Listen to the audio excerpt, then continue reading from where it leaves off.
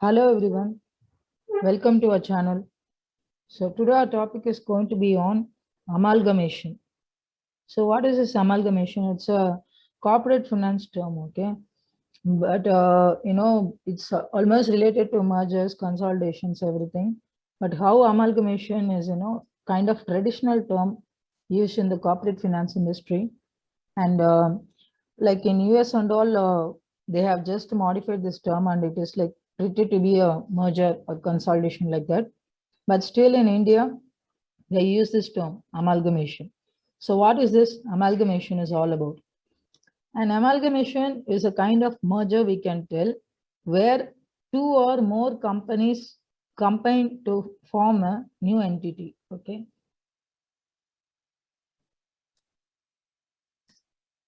More companies. They combine and form a new entity.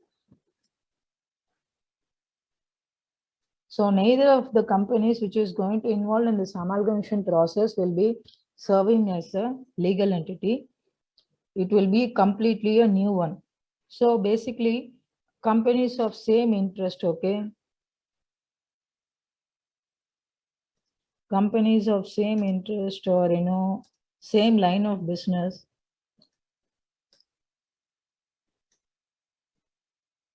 Same LOB, same line of business. They just try to involve into the amalgamation and form a new entity. So it is generally followed, in a popular use in US, as I told before. It is like always considered as a merger or consolidation, okay, whenever a new entity is formed. So in India, if you take this traditional word, always, going to denote the traditional merger where any of the companies going to get involved in this process will not serve as an entity, a completely new entity will be formed. So this amalgamation, if you take, there is like, two types we can tell. One is pool of interest. Another is purchase method.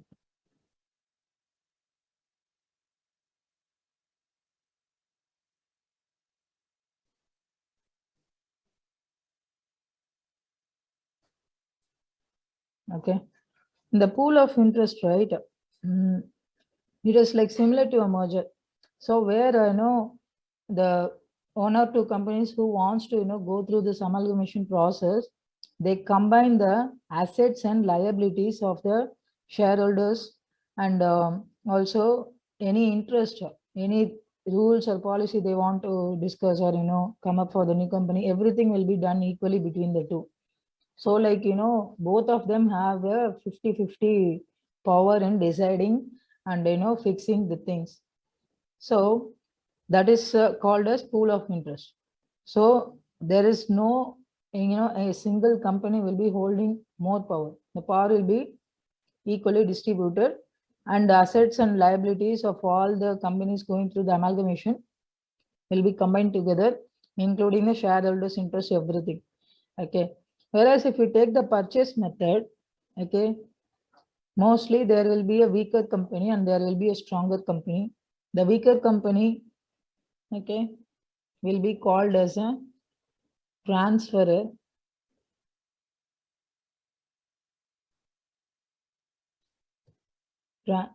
Transferor, and the stronger company will be called as transferee. So if you take this transferor and transferee concept, they go into the purchase method where the stronger company, which is the transferee, will take over the transfer company, which means say I own a company, I own a company like which is very weak in market now.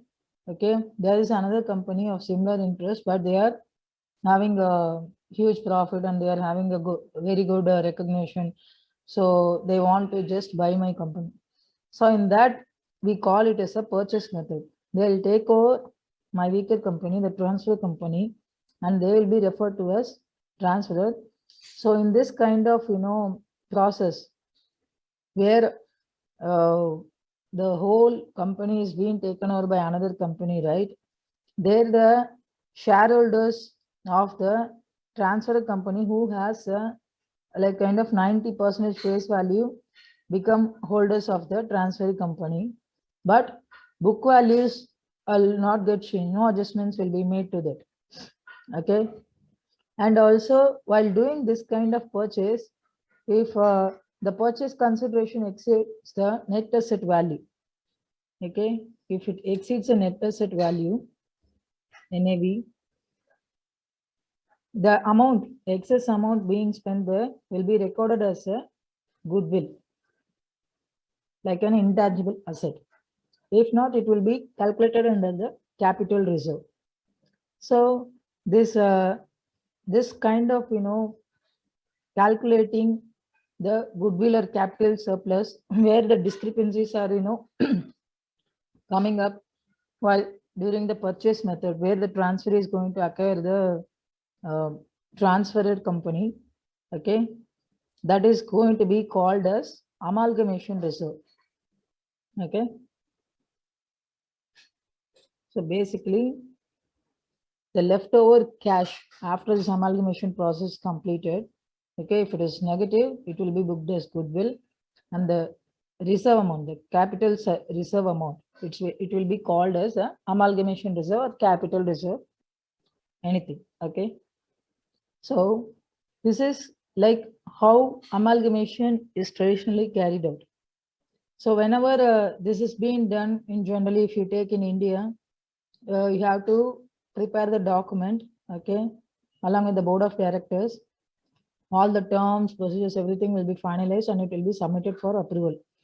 The SEBI, Security Exchange Board of India, they have to approve the shareholders of the new company. Whenever this kind of plan is being submitted, then only that new entity will be legally accepted.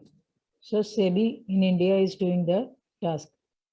Okay, and if in case any discrepancy arises in that, or some people just go on file a case in that, okay, we are not interested, these many things might arise legally, that will be handled by the High Court.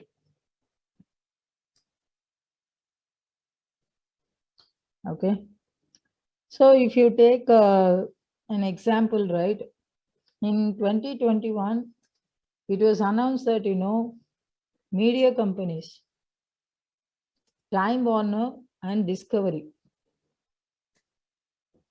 Time Warner and Discovery, these two firms, they just announced that it would combine into a deal worth an estimate of $43 billion. So the Time Warner, which is owned by AT&T, okay, it was a kind of weaker company, so it was spun off and then amalgamated into along with the Discovery shares. Okay, so the total new entity we all know as Warner Bros. So now you know how this Warner Bros. Came in the picture. So once this Warner Bros. Came, like in late 2020, it was expected to close the Discovery INC. That's what we are telling. This amalgamation is a process where none of the companies who are going to undergo the amalgamation will serve as a legal entity. They have to close off. Only the new entity formed will be legally be seen in the market as a legal entity, and it will only exist. Every other company involved in this amalgamation process have to get closed.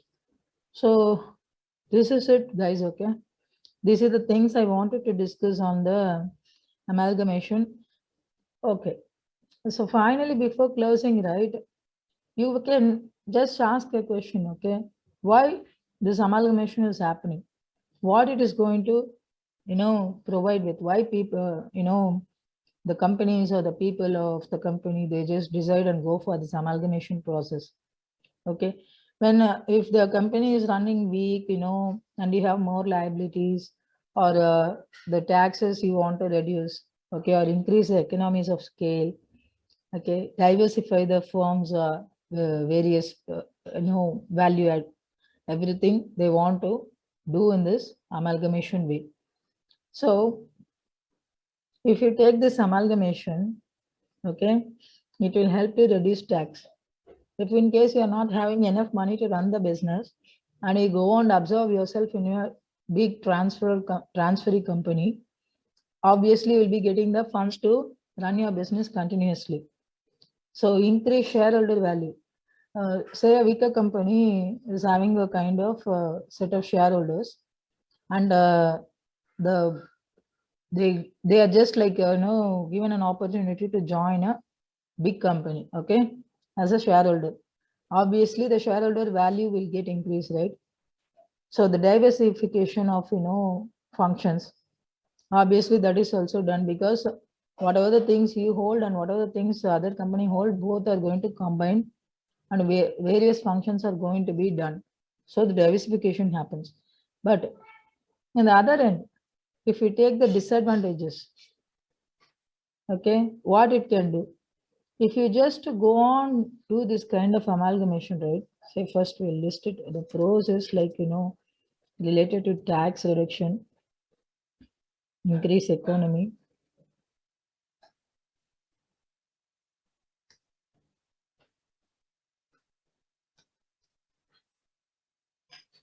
okay, and then shareholder value.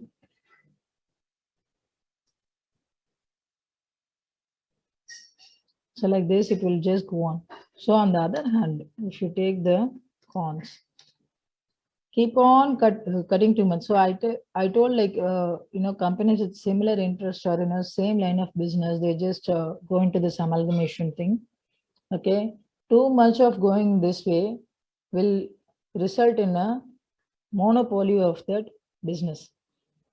So what is meant by monopoly? At the end of the day, people will be having only a single option in that particular marketplace.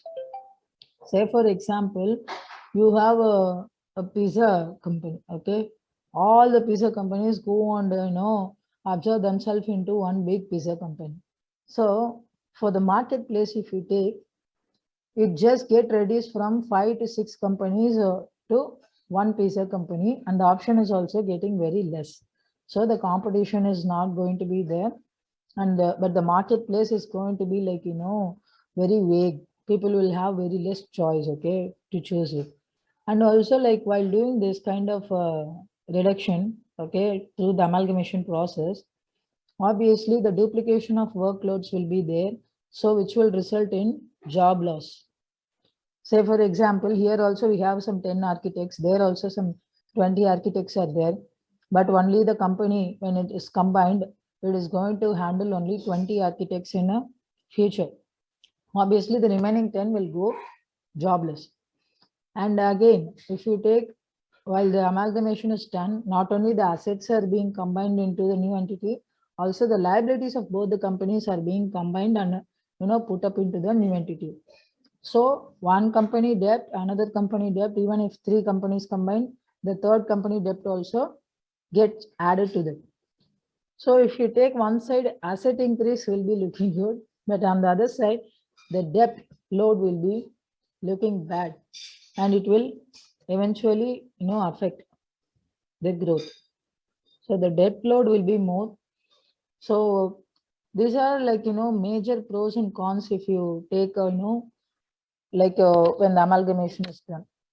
Other than this, like minor issues might be there, but these are the major ones which we want to jot down today. So hope you all got some idea of what is amalgamation is all about, and in corporate finance industry how traditionally it is used, and why it is being done. So the types of amalgamation, okay, and the transfer to transfer concept,